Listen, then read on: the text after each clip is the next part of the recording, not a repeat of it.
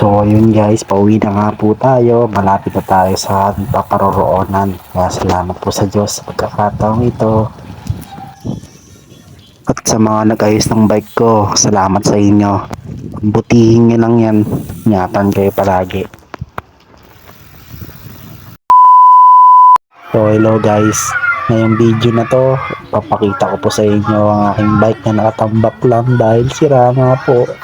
Nakakalungkot pero pogi pa rin ako. Ayan nga po guys, nakikita nyo nga po yung aking bike. Nakatambak na po yun, 2 linggo na. Dahil nga po nasemplang ako. Nasira ko na naman po ulit. Grabe, napakagastos talaga ng bike na to. Hindi ko kakayanin yung gastos ko rito. Nasobrahan na. Siguro pag binenta ko to, saglit lang. So, medyo matagal pa tayo dahil paglalakad tayo pupunta sa bike shop. Pero kahit paano, please para matapos din itong paghihirap ko. Dahil ito, pogi din naman ako, nakatapat naman sa camera yun. So, ayun guys, binaklas na nga pala yung aking 2 gulong. Kawawa naman yung bike ko, pero tiis lang, matatapos din yan. Kaya ito, pinalinis ko na nga rin yung aking hub dahil napakadumi na. So ayun guys, di ko nga pala nasabi sa inyo yung sira ng aking bike. Nasira nga pala yung rim ng bike ko, tumupi sa 5. Charot. Ayun na nga guys, bali sa aking kaalaman, matagal nga pala tumaayos. Ia-align pa to, napakatagal. Aabutin nga talaga ako dito ng hanggang gabi. Pero kaya yan. Ito nga pala yung hub ko, tinilinis na sila.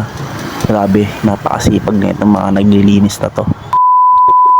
So totoo nga guys, inabot nga talaga ako ng gabi. Grabe, napakatagal talaga mag-align. Kaya napakahirap mag-ayos ng bike, lalo na sa pag-aayos ng rim. Pasensya na nga pala kayo guys sa aking pagbo-voice over. Medyo baguhan pa lang ako sa ganito, pero practice lang kung loloobin. At magiging voice over flowers na po pala ako. Ay charot. So ayun, dinaan nyo na nga kayo sa kwento, pero ito pa rin, hindi pa rin tapos. Salamat po talaga sa mga nagtitiis na nag-aayos ng bike. Kung wala kayo, wala na rin yung bike ko. Charot. 2,000 years later. So ayun guys, inabot na nga tayo na 2,000 years later, pero ito patapos na. Kakabit na nga yung gulong. Ito na, makakauwi na ako. Maraming salamat. So ayun guys, kung magpapaayos nga pala kayo ng bike, dito nga po pala kayo pumunta sa bike shop na to. Hanapin nyo lang po yung bike shop Alex Bike Shop. Dito nga po pala sa Pranville, Caloocan City. Tapat nga po nila yan. So ayun guys, pauwi na pala tayo. Inabot na nga tayo ng gabi sa hintay. Pero salamat po sa Diyos dahil nakauwi tayo na matiwasay. Salamat niya po pala sa mga nag-ayos ng bike ko. Lesson in learn, ingatan nyo nga po pala ang inyong bike para iwas sa mga disgrasya. Maraming disgrasya, lalo na yung disgrasya sa bulsa. Naubos na naman ang aking pera. So yun, malapit na tayo sa ating bahay. At salamat po pala sa inyo sa mga suporta nyo. Sana palagi kayo nandyan para sa akin. Maraming salamat po. At salamat po sa Diyos.